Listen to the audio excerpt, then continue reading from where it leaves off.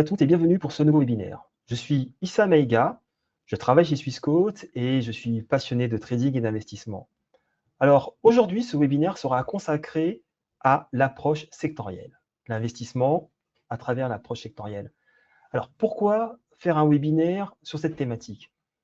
Parce que en échangeant avec certains investisseurs, je me suis rendu compte que, lorsque je dis certains investisseurs, nouveaux investisseurs, investisseurs un peu plus anciens, je me suis rendu compte que certains n'avaient pas de stratégie définie, que certains investissaient sans avoir connaissance de l'existence des secteurs. Et c'est une opportunité aujourd'hui de pouvoir échanger sur cette thématique. Alors, je vais commencer par partager la présentation.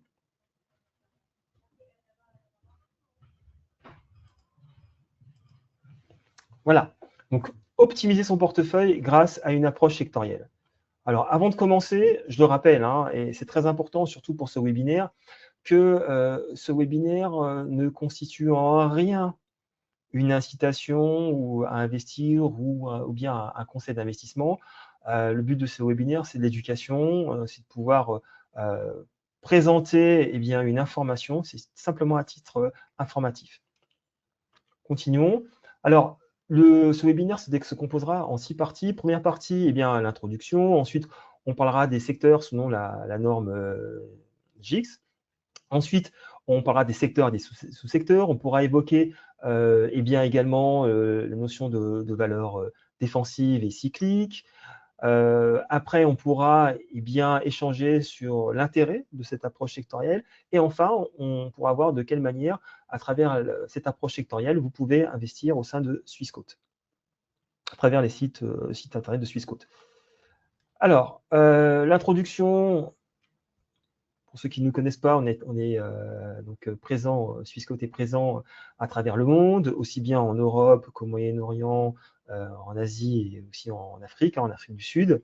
On propose une large gamme de produits en investissement et aussi bien en services bancaires type e-banking, carte de paiement, compte en devises, etc. Donc voilà, donc là ce sont tous nos produits que nous proposons, aussi bien en termes produits obligataires, ETF, fonds d'investissement, des places boursières, des options, enfin dérivés, options futures, varants, certificats, les crypto-monnaies, les comptes multidevises. Lorsque vous voyagez, c'est très pratique. L'accès au Forex et au CFD, donc ça, c'est l'investissement avec l'effet de levier. Je vous rappelle également que nous sommes présents au sein des réseaux sociaux, donc YouTube, LinkedIn, TikTok, Instagram, et puis aussi Facebook. Et on va commencer sans plus attendre à parler des secteurs. Alors, volontairement, j'ai opté pour la nomenclature la plus répandue, en tout cas la plus connue, la plus utilisée dans le secteur de l'investissement. Donc la nomenclature soit GICS, GICS ou GICS ou GICs, tout dépend dans quelle manière on veut le prononcer, donc c'est assez libre. Donc c'est une nomenclature qui a été mise en place en 1999 par MSCI et S&P. L'idée, c'est de pouvoir classer les différentes actions à travers 11 groupes, 11 secteurs. Et ensuite, ces secteurs, pouvoir les décomposer en 24 groupes industriels et ensuite en 150 sous-secteurs. Donc, vraiment avoir une classification des titres, des actions cotées à travers des secteurs et des sous-secteurs. Vous trouverez sûrement dans d'autres vidéos ou sinon dans des livres, surtout en français, des termes qui vont peut-être être inversés entre secteur et groupe industriel. Donc moi, j'ai pris le parti de parler de secteur, ensuite de groupe industriel et enfin de sous-secteur. Alors, cette méthodologie est largement acceptée dans le cadre de l'analyse sectorielle pour la recherche en matière d'investissement, de gestion de portefeuille et d'allocation d'actifs. Son approche est universelle et elle contribue vraiment à à l'efficacité dans le processus d'investissement. Elle permet, et on le verra par la suite, donc à la fin de ce webinaire, eh bien d'avoir un portefeuille diversifié, de construire un portefeuille diversifié en pouvant, eh bien, en termes d'allocation, de pouvoir eh bien, se dire, voilà, avoir tant de pourcentage, avoir une surpondération, une sous-pondération en termes de secteur, ou sinon en termes, en tous les cas, par la suite, de valeurs défensives ou cycliques. Donc ça permet vraiment d'avoir un investissement structuré, ce qui est très important. Alors, les 11 secteurs, on va d'abord les lister ensemble. Et je vous le dis par la suite, vraiment, mon but vraiment le but vraiment de ce webinaire, et je le répète, hein, vraiment, le but de ce webinaire, c'est qu'à la fin de ce webinaire, vous puissiez sortir en disant, OK, dans mon esprit, c'est clair, il existe 11 secteurs sur lesquels je peux investir. Et dans ces 11 secteurs, eh bien, il y a des groupes industriels, des groupes d'industrie, et ensuite, il y a des sous-secteurs. Voilà, donc je vais répéter plusieurs fois la même chose afin que ça puisse eh bien, imprimer et que ça puisse rester au sein de votre esprit. Alors, maintenant, regardons ensemble les secteurs, ces 11 secteurs qu'on va pouvoir lister. Secteur de l'énergie. Donc, entreprise, donc cela constitue, donc il est constitué des entreprises spécialisées dans l'extraction, le raffinage et le transport du pétrole, du gaz et autres formes d'énergie. Donc, le secteur des matériaux, les sociétés intervenant dans l'extraction et la production de matières premières comme l'acier et l'or, le bois, le charbon et puis les autres métaux non ferreux également. L'industrie, eh bien, lorsqu'on parle de défense, de construction, de transport, les outils de précision, etc. Voilà, donc c'est vraiment un secteur très important. Ce secteur est avec des enjeux assez forts, hein, des enjeux économiques et aussi étatiques. On a pu le voir aussi avec, en Europe avec ArcelorMittal, ou aux États-Unis avec US Steel, et puis aussi le Japon avec Biden et après avec Trump. Autre secteur, les biens de consommation discrétionnaires. Donc, on a tendance à dire que les biens de consommation discrétionnaires, eh bien, se caractérisent plutôt les biens qu'on veut, mais dont on n'a pas besoin, type produits de luxe, etc., ou automobiles. Ensuite, les biens de consommation de base. Donc, eh bien, là, ça va être la nourriture, enfin l'alimentation, les boissons, etc., les produits ménagers. Enfin, on va continuer. Le secteur de la santé. Le secteur de la santé, je pense que maintenant, le secteur de la santé, il est assez clair pour tout le monde. Quand je dis maintenant, c'est après Covid. Après Covid, eh bien, on a commencé à connaître eh bien, tous les groupes pharmaceutiques, hein, par exemple, que ce soit Merck, Pfizer, Johnson & Johnson, etc., etc.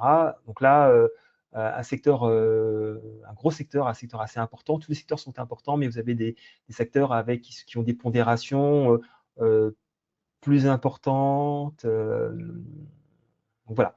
Donc ensuite, vous avez le secteur de la finance, hein, le secteur de la finance, donc banque, assurance, globalement. Voilà. Ensuite, la technologie, technologie d'information, donc c'est plutôt ce qu'on appelle donc information technology, donc c'est l'IT, secteur qui, on pourra le voir par rapport, en tous les cas, d'un cycle économique que vous connaissez, avec un démarrage, l'expansion, le pic, et après la décroissance. Eh bien, à quel moment on peut situer ce secteur technologique. Donc, c'est vraiment un secteur d'actualité actuellement.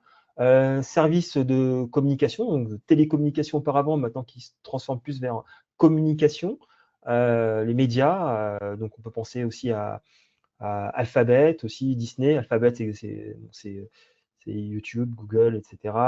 Et aussi Disney, Netflix. Services aux collectivités, donc utilities. Donc vous verrez dans la présentation, quelquefois, j'intègre les noms en anglais, parce que quelquefois, lorsque vous allez eh bien, évoluer dans vos recherches, vous allez souvent trouver eh bien, ces secteurs en anglais. Donc, services aux collectivités, eh bien, ce sera l'eau, le gaz, l'électricité. Et enfin, nous avons l'immobilier. Donc, l'immobilier, eh bien, secteur immobilier, ça, il parle de lui-même. Donc, secteur très, très important aussi. Et on verra par la suite, secteur aussi qui peut être aussi bien un secteur cyclique que défensif. Et ça sera intéressant par la suite d'en discuter. Et n'hésitez pas hein, après dans vos commentaires de me dire ce que vous en pensez, hein, savoir si c'est plutôt un secteur défensif ou cyclique. Après, tout dépend du point de vue de son point de vue et d'où on se situe. Donc là, vous avez là maintenant actuellement, vous voyez eh bien, la représentation graphique hein, de ces 11 secteurs. Et je vous le répète, hein, le but, c'est de pouvoir, eh bien, à la fin de ce webinaire, que vous puissiez, eh bien, pouvoir citer ces 11 secteurs et que ces 11 secteurs soient clairs pour vous. Donc, secteur de l'énergie, matériaux, santé, biens de consommation discrétionnaire, biens de consommation de base, finance, technologie de l'information, industrie, services de communication, immobilier et services aux collectivités. Donc voilà, donc ce sont vraiment les 11 secteurs qui sont catégorisés aujourd'hui et qui vous permettent de construire votre investissement. Donc j'insiste hein, vraiment, 11 secteurs. Et ces 11 secteurs, on va en parler tout au long de ce webinaire. Deuxième partie, eh bien, les secteurs et sous-secteurs. On a échangé ensemble, on a pu voir ensemble eh bien, qu'il y avait le secteur de l'énergie. Maintenant, on va voir dans le détail ce que le secteur de l'énergie eh bien, présente. Alors, comme je vous l'ai dit, on va parler de secteur et ensuite de groupe industriel. Donc, vous voyez, donc l'énergie, c'est le secteur. Ensuite, en termes de groupe industriel, vous allez avoir eh bien, les équipements et services énergétiques. Ensuite, le pétrole et gaz.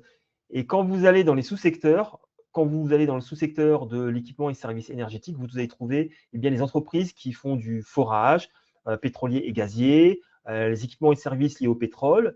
Et lorsque vous allez passer à l'autre groupe industriel, pétrole, gaz et combustible, eh bien, vous allez trouver les explorations et production de pétrole de gaz, raffinage, stockage et transport de pétrole de gaz, charbon et combustible. Donc, ça va être toute la chaîne de ce secteur, que ce soit dans l'extraction, la production, le raffinage, le transport, eh bien, ce sera ce qu'on va appeler le secteur de l'énergie. Alors, c'est là que cela devient intéressant. Donc, je vous rappelle, les entreprises que je vous présente ne constituent en rien eh bien, un conseil en investissement. J'ai décidé de vous présenter les différents indices. Hein. 4 indices, le SP500, donc l'indice élargi américain, des plus grandes capitalisations américaines. Ensuite, l'Eurostock 600, le stock 600, donc les 600 plus grosses capitalisations européennes. Le Russell 2000, ce qu'on appelle les small et mid cap, hein, les petites et moyennes entreprises. Et ensuite, le SMI, donc le SMI qui est l'indice suisse, mais dans le SMI, on ne trouve pas d'actions, de titres liés à l'énergie. Donc, c'est pour cette raison que pour le moment, vous ne le voyez pas. Donc, vous voyez, à titre d'exemple, hein, pour le SP500, on a Exxon, Chevron et d'autres entreprises. Pour le stock 600, on a BP, Shell et puis ensuite Total Energy. Pour le Russell 2000, on a PDC, Next Power. Voilà. Donc là, cela vous donne eh bien, quelques titres dans les indices. Pourquoi cette approche est importante? Parce qu'elle vous permet de fonctionner en entonnoir. C'est-à-dire que vous avez, dans un premier temps, identifié un secteur. Dans ce secteur, vous avez identifié eh bien, plusieurs groupes industriels et ensuite, vous vous dites, très bien, maintenant je veux investir dans ce secteur. Quelle valeur je veux choisir? Les valeurs, vous faites peut-être d'abord une approche géographique. Hein, donc, soit vous investissez en Europe, en Asie, aux États-Unis. Vous allez chercher un petit peu la zone géographique qui vous intéresse. Et après, eh bien, de manière plus fine, hein, donc vous allez trouver eh bien, les valeurs, les actions qui vous intéressent. Ensuite, deuxième secteur des matériaux. Donc, comme vous pouvez le voir, les groupes industriels, vous avez le premier groupe, donc produits chimiques, hein, donc voilà, avec les sous-secteurs, hein, produits chimiques, ensuite les engrais. Ensuite, vous allez avoir les matériaux de construction. Voilà. Ensuite, les emballages et conteneurs en verre, en métal et autres emballages, papier, etc. Les métaux et exploitations minières, donc aluminium, or, cuivre, argent, acier, puis aussi les autres métaux non ferreux. Les métaux précieux, oui, et ensuite les papiers et produits forestiers. Donc voilà, vous voyez, là, c'est un deuxième secteur que nous voyons. Et ensuite, comment cela se traduit-il? Eh bien, par des titres hein, qui sont relatifs aux différents indices. Donc pour l'SP500, le Stock 600, le Russell 2000 et le SMI. Donc là, je vous laisse découvrir les différents titres.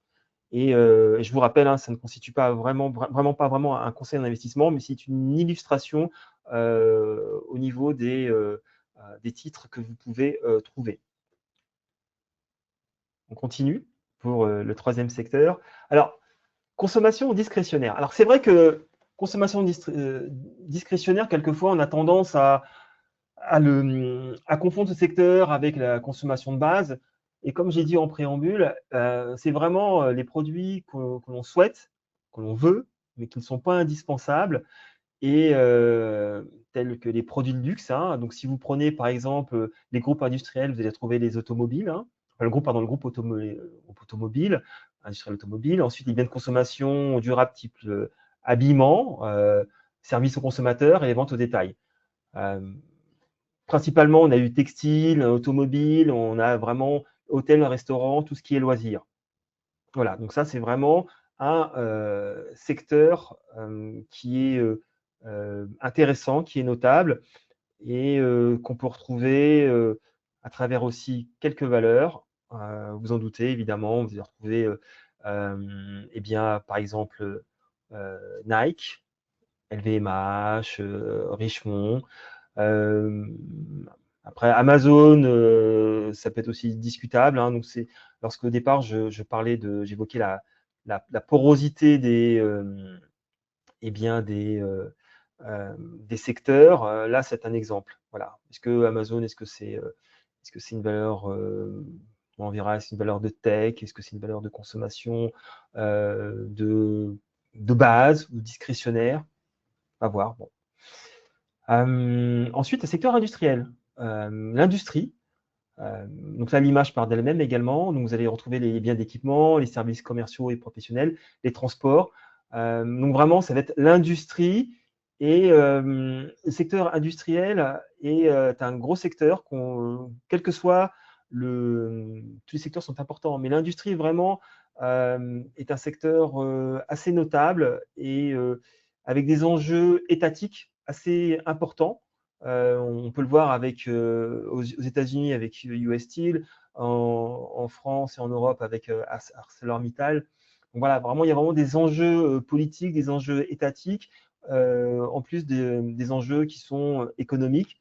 Et on peut le voir, par exemple, ici, avec les valeurs qui sont relatives à ces indices. Caterpillar, Lockheed Martin, Siemens, Airbus, ABB pour la Suisse. Mais vraiment, vous avez vraiment ce sont vraiment des valeurs à gros enjeux, hein, enjeux vraiment étatiques et économiques. Ensuite, vous avez le secteur de la consommation de base, donc Consumer Staples. Donc, par dessin, j'ai mis aussi également les noms en anglais, parce que quelquefois, vous allez retrouver ces mots aussi bien en français qu'en anglais. Eh bien, vous avez donc en consommation de base les groupes industriels, vente au détail, produits alimentaires, produits domestiques et soins personnels, le tabac. Le tabac, est-ce que c'est une consommation de base? Oui. Est-ce que ça peut être considéré aussi comme intéressant, est-ce que ça peut être considéré aussi comme un bien, en tous les cas, que l'on veut, mais dont on n'a pas besoin? Ça dépend du niveau de dépendance, on va dire. Donc voilà, donc c'est vraiment aujourd'hui les groupes industriels qui caractérisent ces secteurs.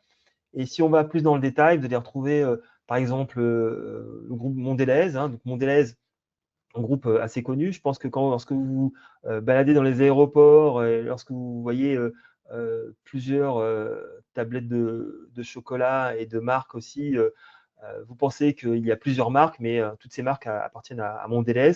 Donc, je vous laisse découvrir les marques de Mondelez. Le groupe est énorme. Coca-Cola, Walmart. Alors Walmart, c'est très intéressant parce que Walmart est dans ce secteur industriel, donc au niveau des biens de consommation de base. Et Walmart souhaite maintenant aussi est coté sur le NYSE et souhaite aussi être coté maintenant sur le Nasdaq. Nasdaq, donc le Nasdaq, donc je le rappelle, c'est la bourse qui est dédiée aux valeurs dites technologiques. Alors pourquoi? Parce que Walmart est associé aussi avec l'intelligence artificielle ChatGPT de OpenAI. Et pour résumer, lorsque vous allez faire une requête, une demande sur OpenAI, sur tel ou tel bien de consommation, ensuite, vous demandez à quel endroit vous pouvez l'acheter.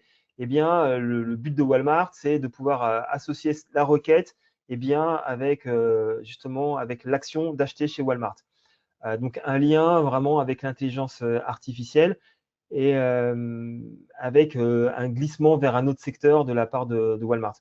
Donc là, j'évoquais la porosité des secteurs. Et là, c'est un exemple, un bel exemple, avec évidemment le reste des valeurs que vous pouvez découvrir sur l'écran. Donc, on va continuer.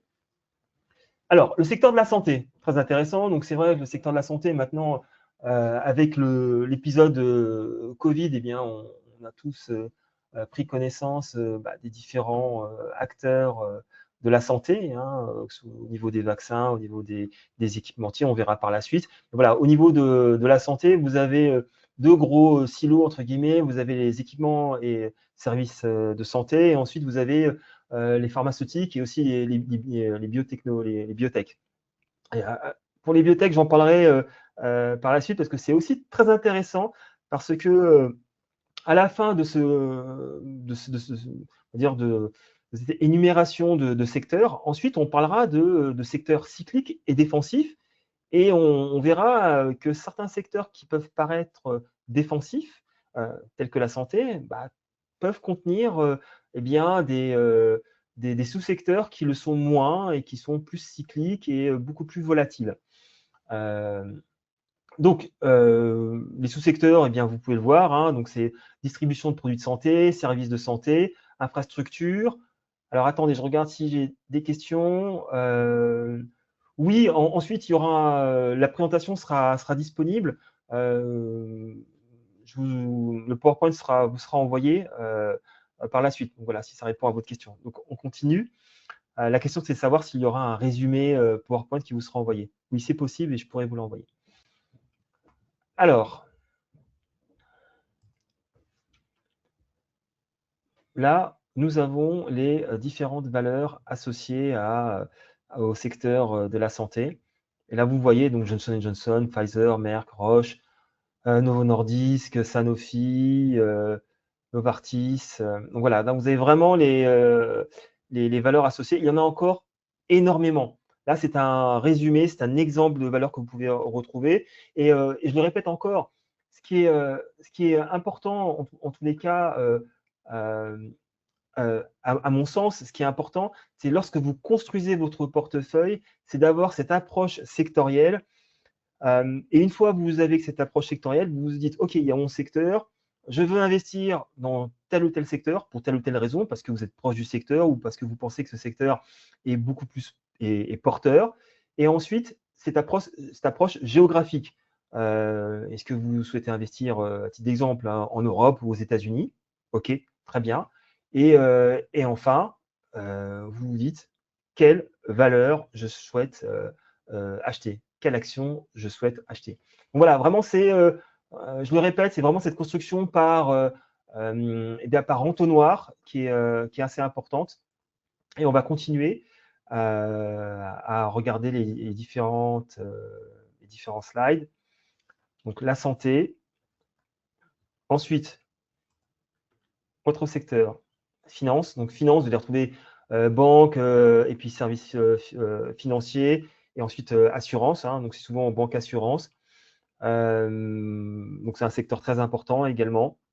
Et ici, vous avez les différentes valeurs associées à ce secteur. Ça passe de JP Morgan à HSBC, Walmart, vous pouvez l'enlever, il n'est pas compris dans les banques et assurances, mais voilà, vous avez énormément de valeurs. Ensuite, vous avez le secteur de la tech, voilà, donc de l'IT, donc la technologie, avec vraiment, et c'est vraiment un secteur d'actualité, hein. Aujourd'hui, actuellement, depuis, on va dire l'après-Covid, on a vraiment un essor de ce secteur. Ça nous rappelle évidemment ce qu'on a pu avoir au début des années 2000, hein, mais là, c'est vraiment concret. Au début des années 2000, eh bien, c'était la bulle Internet. Il y avait des entreprises qui étaient valorisées, survalorisées, qui n'avaient pas commencé leur activité ou qui avaient une activité euh, peu prometteuse. Là, sur l'IA, on arrive à identifier des économies d'échelle, on arrive à identifier des gains de productivité, on arrive à identifier également eh bien une demande qui est forte, hein, si je parle des fabricants de puces, hein, et autres semi-conducteurs, demande qui est forte, avec une demande mondiale, avec aussi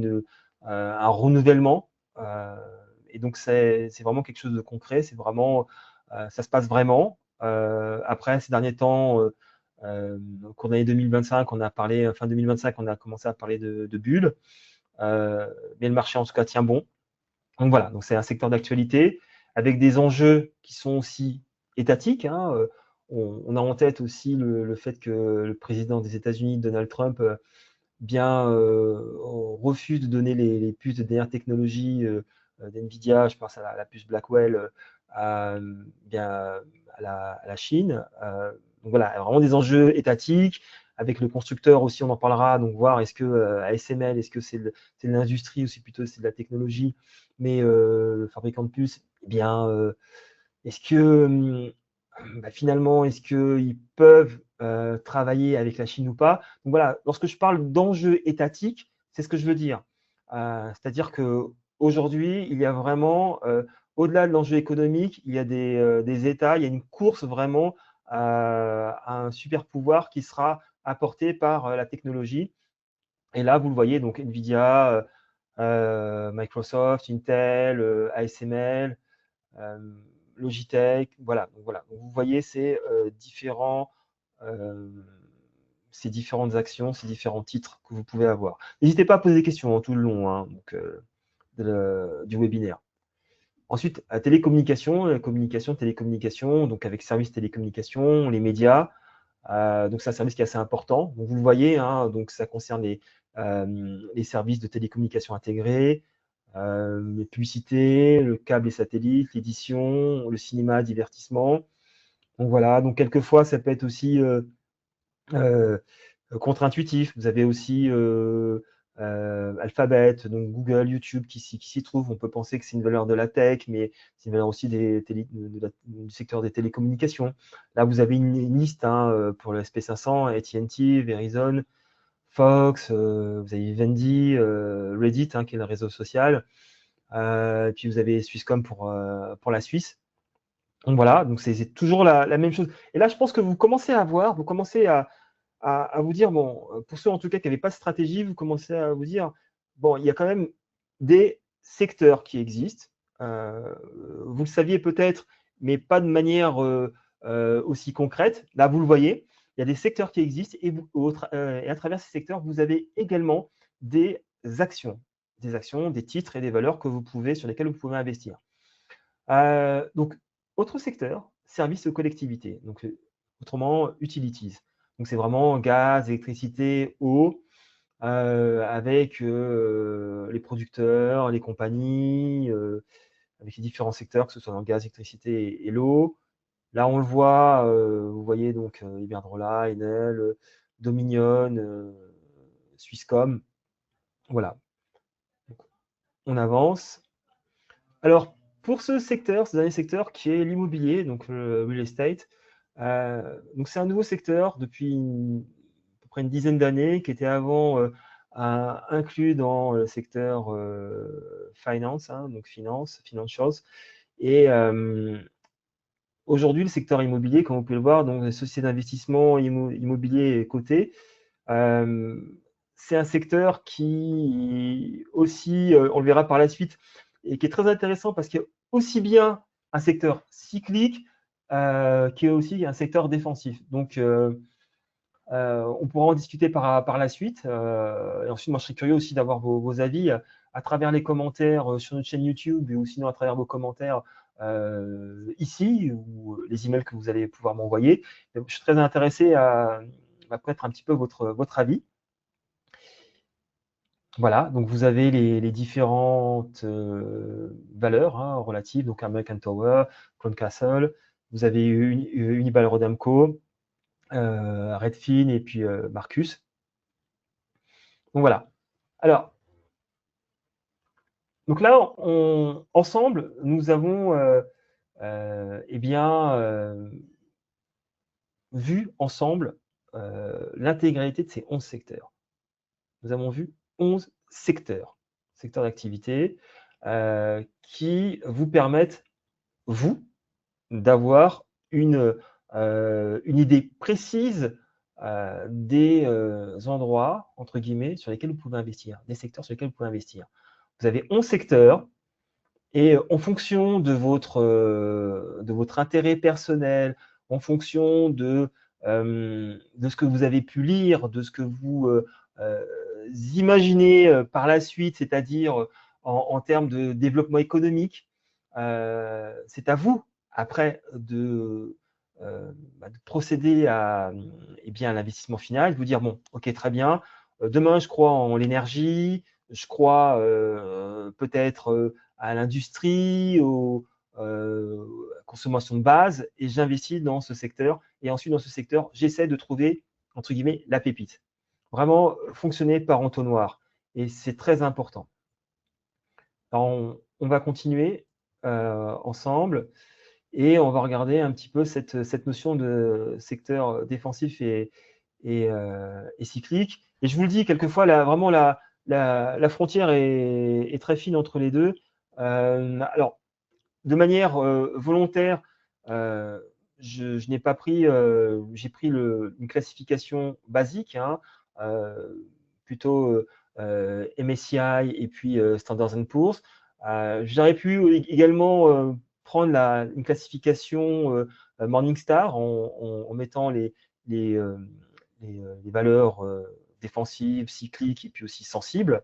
Mais non, j'ai fait deux silos défensifs et cycliques. Donc là, vous retrouvez le secteur défensif. Le secteur défensif en bourse caractérise les biens et services essentiels répondant aux besoins primaires des populations, même en cas de ralentissement économique. Donc, ralentissement économique, on fait référence, vous savez, au cycle économique. Vous avez une phase de démarrage, ensuite, vous avez une expansion, ensuite, vous arrivez à un pic. Le pic, c'est un petit peu ce qui caractérise la crise, la fin de l'expansion. Et ensuite, vous avez une décroissance, voilà. Et ensuite, vous avez l'atterrissage et ça repart.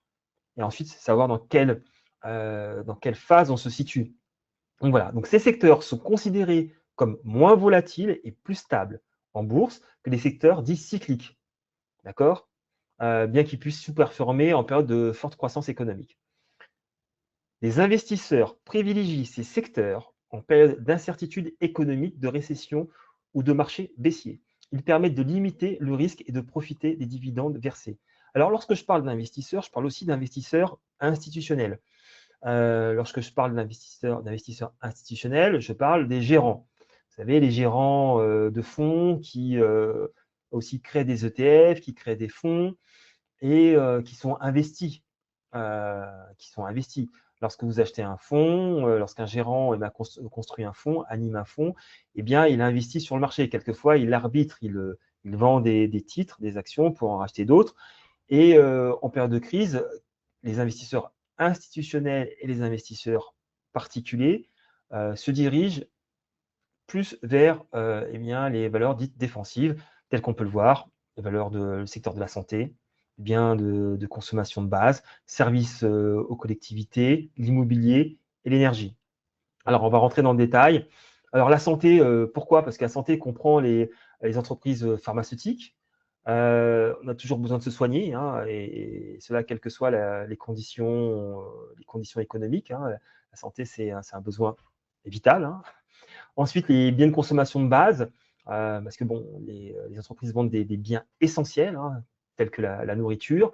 Ensuite, le service aux collectivités, lorsque vous habitez quelque part, hein, vous avez besoin de vous chauffer, de gaz, d'électricité, etc.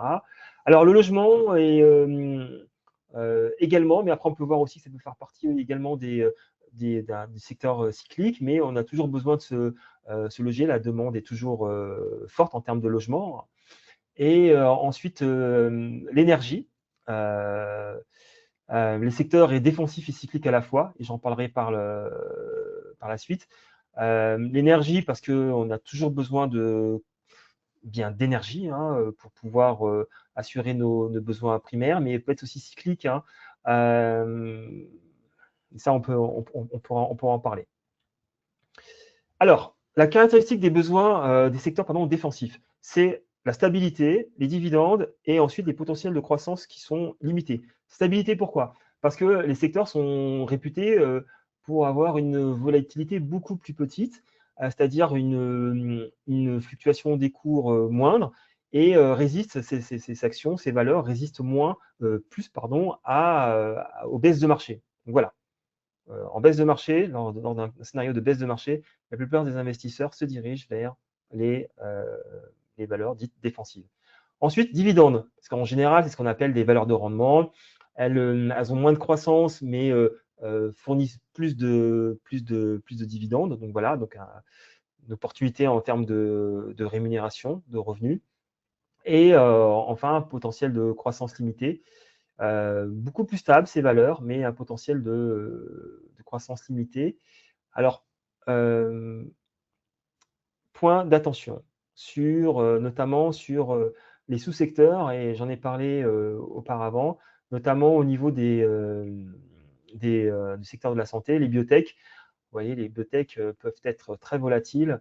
Elles sont liées au secteur pharmaceutique, mais il suffit qu'il y ait un test pour un cœur artificiel, pour un vaccin, etc., que la phase de test n'ait pas été approuvée ou qu'il y ait eu quelque chose qui n'ait pas fonctionné. À ce moment-là, les valeurs, en tout cas les titres, peuvent vraiment être sanctionnés et accuser des pertes en termes de pourcentage assez élevés. Donc voilà. Si on parle de l'autre côté maintenant des cycliques, hein, donc les secteurs cycliques, hein, en bourse donc, caractérisent les biens et les services non essentiels que les consommateurs ont tendance à réduire en période économique difficile. Il y a un arbitrage qui se fait.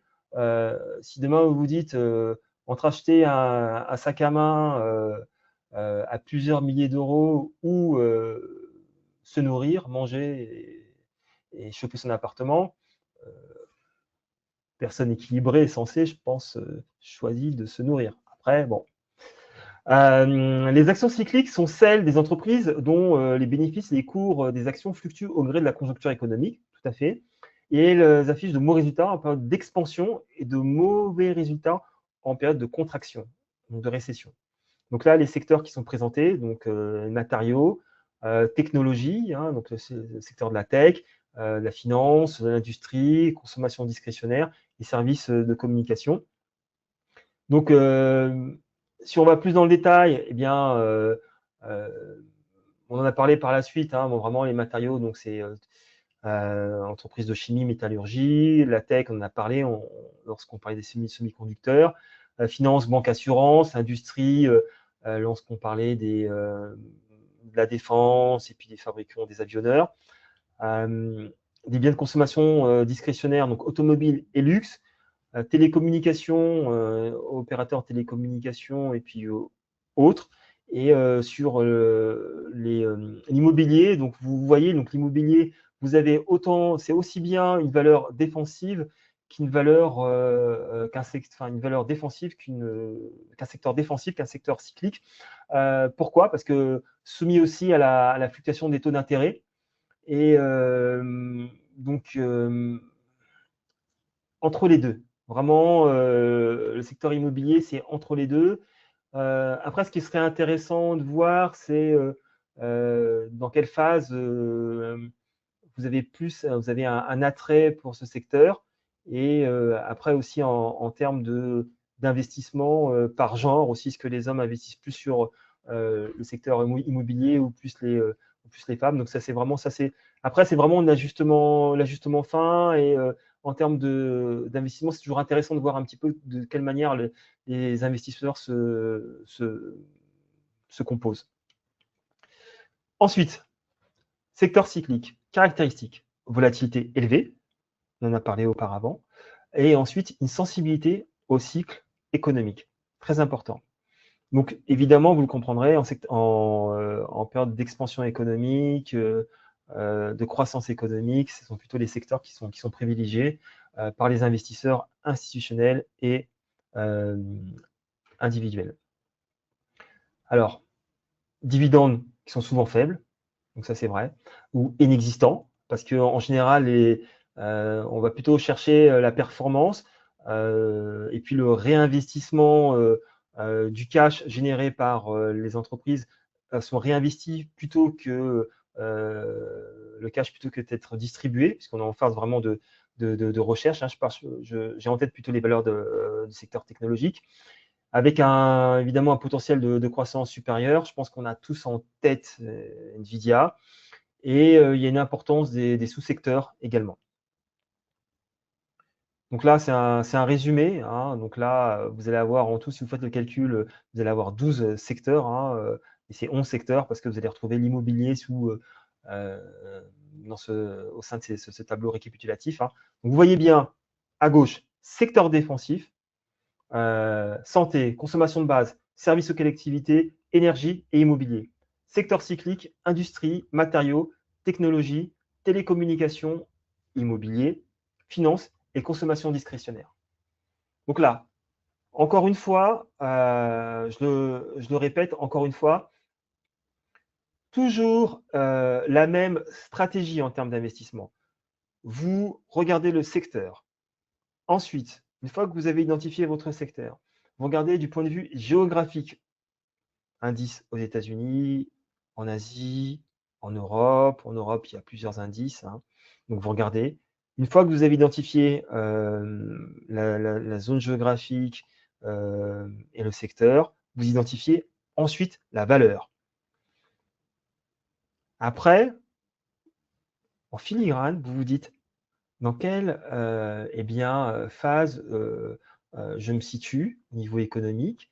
Eh bien, est-ce que plutôt c'est une phase de croissance, de décroissance, est-ce qu'on arrive à un pic?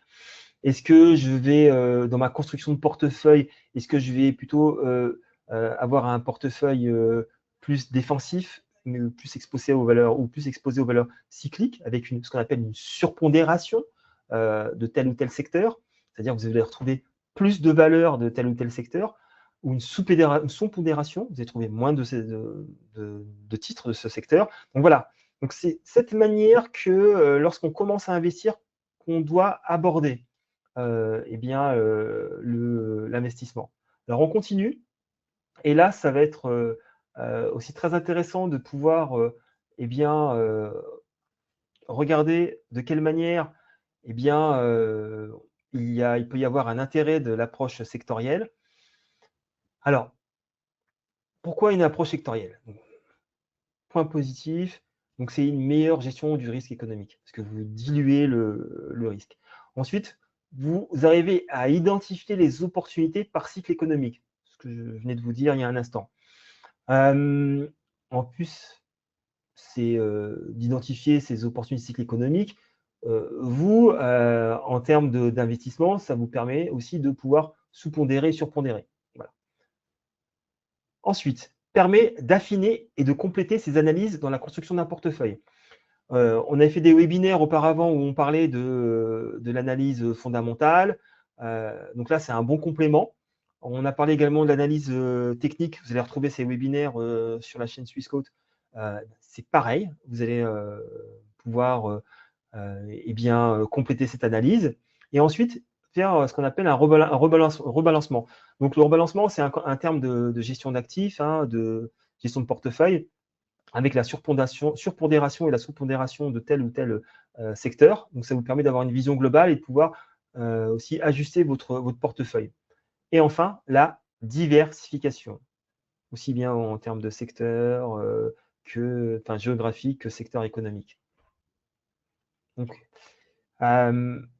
en termes maintenant de pondération, alors j'ai laissé de manière volontaire eh bien, des croix. Par exemple, vous pouvez avoir un portefeuille dit équilibré, vous allez mettre 40% de valeurs défensives, 40% de valeurs cycliques et 20% de valeurs technologiques ou d'une autre thématique. Ce que je vous dis, ce n'est pas un conseil. Je vous dis simplement que c'est une construction possible. Donc voilà, donc ça c'est vraiment en termes après de construction de portefeuille, de manière globale, vous vous dites, bon voilà, je peux avoir 40, 40, 20, ou sinon vous pouvez avoir 30, 70, voilà, donc c'est à vous, enfin 30, 60, 30%, 60% et 10%. Donc voilà, et après c'est à vous de pouvoir construire votre portefeuille. Alors, l'approche sectorielle maintenant chez Swissquote. Alors, 3 types d'approches sectorielles. Alors, quand je parle d'approche sectorielle, c'est aujourd'hui, une fois qu'on a pu évoquer eh bien, cette approche sectorielle, qu'est-ce qu'on fait? On investit, très bien. Je ne vais pas vous dire sur quelle action, sur quel produit investir, mais en tous les cas, je vais vous présenter les produits que vous pouvez utiliser afin de pouvoir investir sur ces secteurs. Donc, on va commencer avec les ETF. Hein. Donc, les ETF, vous allez pouvoir retrouver eh bien, des webinaires vous présentant les ETF, hein, Exchange Traded Funds. Chez Swissquote, on vous propose la possibilité eh bien d'investir sur une sélection d'ETF. Alors là, si je prends par exemple sur notre site, vous allez avoir ce qu'on appelle les ETF leaders, avec une sélection d'émetteurs, hein, donc tels que UBS, Vanguard, Amundi, Visco, Swisscanto. Vous allez retrouver eh bien, un nombre assez important d'ETF. On vous met à disposition ces ETF avec une tarification préférentielle, avec un maximum de 9, hein, donc 9 euros, 9 francs, 9 USD, et avec un minimum de 3. Donc, vraiment, c'est une tarification, et cela, quel que soit le montant de l'ordre. Hein. Le minimum, c'est 3, le maximum, c'est 9. Voilà. Peut-être que je vais vous montrer sur notre site ici. Alors, par exemple, là, je me suis dirigé ici, vous voyez, sur notre site Swissquote, ETF, ETP. Ici, si je cherche les ETF du secteur bancaire, ici, vous voyez, je vais avoir l'iShares, OK, banque. Je clique dessus. Voilà, donc c'est un ETF. Document. Donc,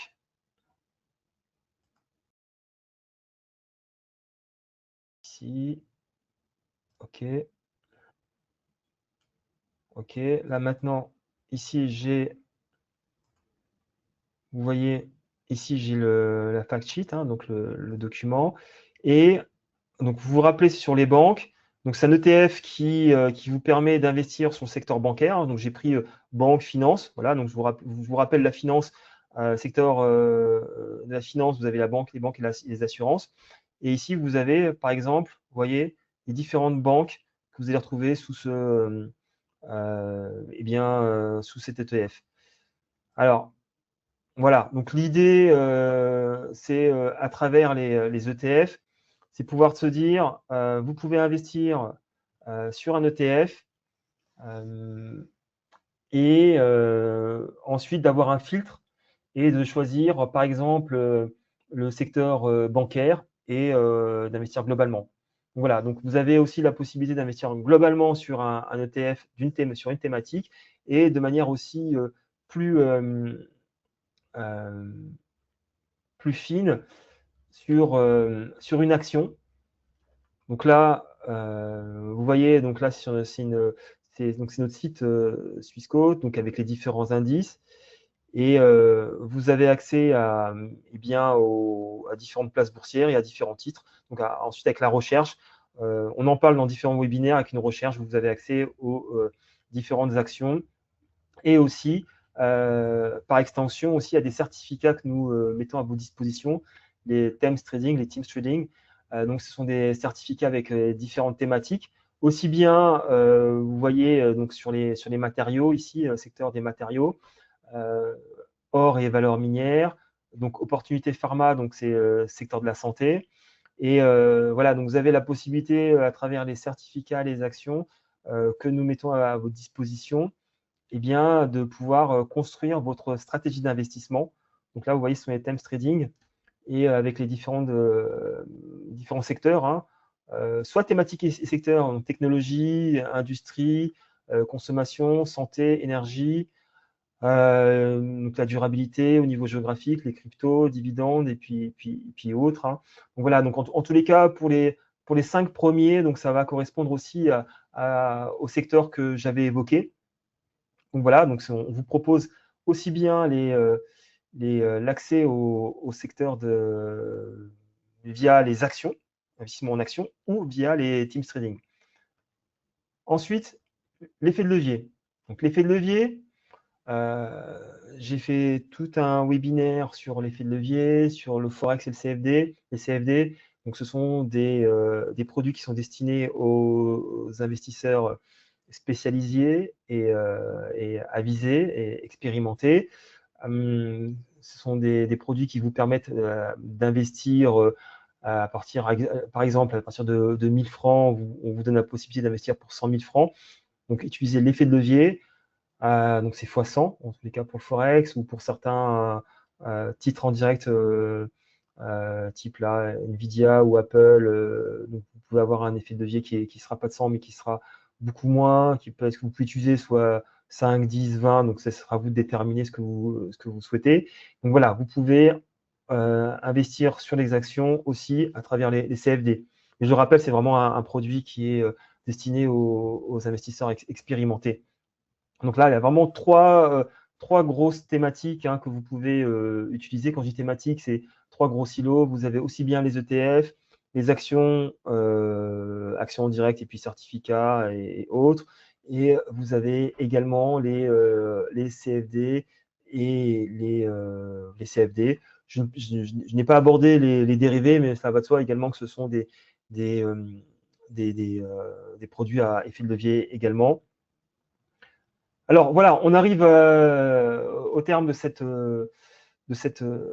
présentation, de ce webinaire. Donc merci à tous d'avoir pris le temps de m'écouter et puis de pouvoir interagir avec moi. Donc je vous rappelle que vous pouvez nous retrouver sur nos réseaux sociaux, aussi bien YouTube, LinkedIn, Instagram, TikTok ou Facebook.